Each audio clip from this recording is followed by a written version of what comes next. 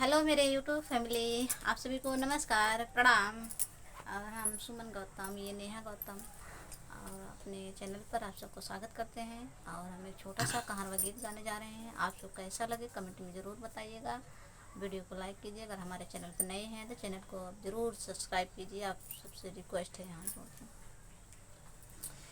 पियवा बहिनी तोर गवैया मैं बगिया में खड़ी। पियवा बहिनी तोर गवैया मैं बगिया में खड़ी।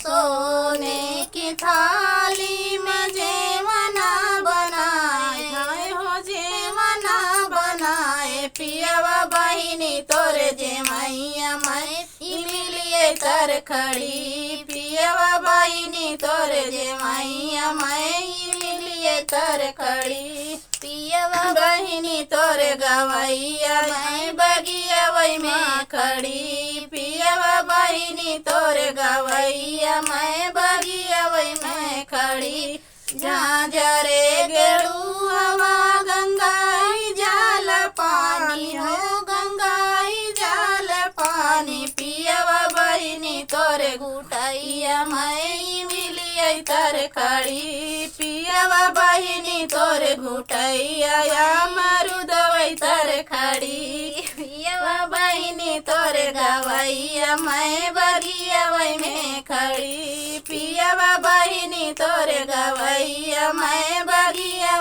में खड़ी।